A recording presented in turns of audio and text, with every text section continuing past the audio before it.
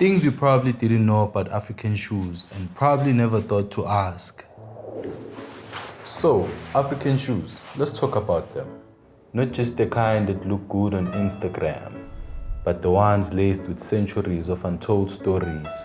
Brace yourself, this one is going to be dusty, literally. Did you know, plot twist, women were also cobblers in some African societies? Yeah, while you were still assuming shoemaking was some dusty male-owned legacy. Anyway, I went on a rabbit hole because I was losing my mind trying to find proper info on African shoes.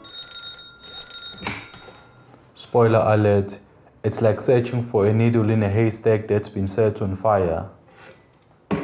So, I did what anyone would do.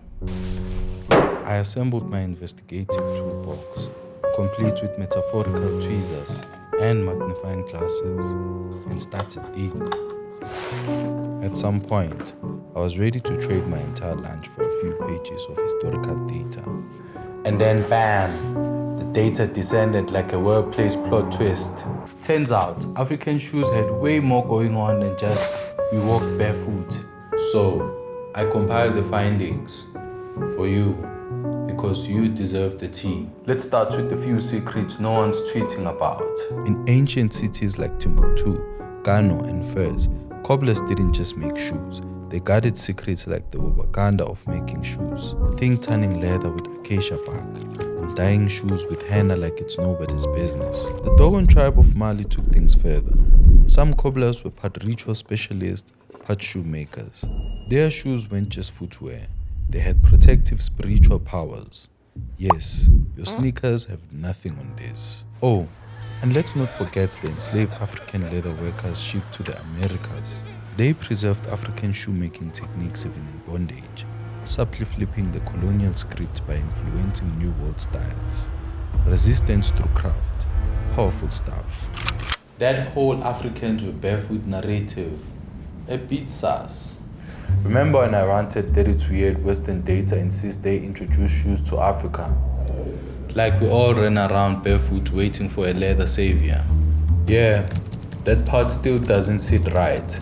Yes, sure, some people chose to walk barefoot. Others it was because of weather. Others maybe it was a social status thing. But calling it primitive is just... no. Let me walk you through actual receipts. Egypt, pre-3000 before Common Era. Papyrus, palm leaves and leather sandals were all the rage. Some even had gold. King Tut's sandals had motifs. Try competing with that.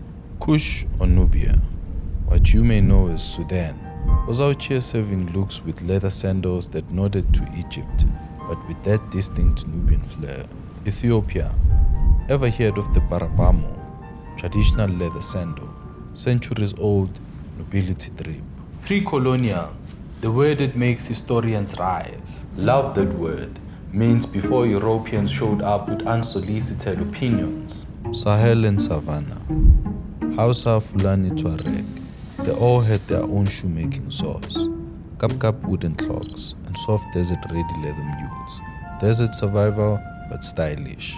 The colonizers, they came, they saw, they appropriated. And the colonizers showed up, and with them came mass-produced designs. Suddenly, traditional African cobblers were sidelined like forgotten backup dancers. They even borrowed styles. Case in point, they filled scoons, stole it, remixed it, and called it theirs. Because of course. And because we never documented enough of our history, finding these master cobblers now is like searching for Atlantis. I believe some still exist, probably in the rural villages, hidden like the last avatar. But our obsession with Western culture, it's slowly assassinating our heritage. Final words before I sign off. African shoemaking is not just functional, it's political, cultural, spiritual, and resilient. So much was lost to colonization, but there's still gold to be found in what remains. Till then, stay laced.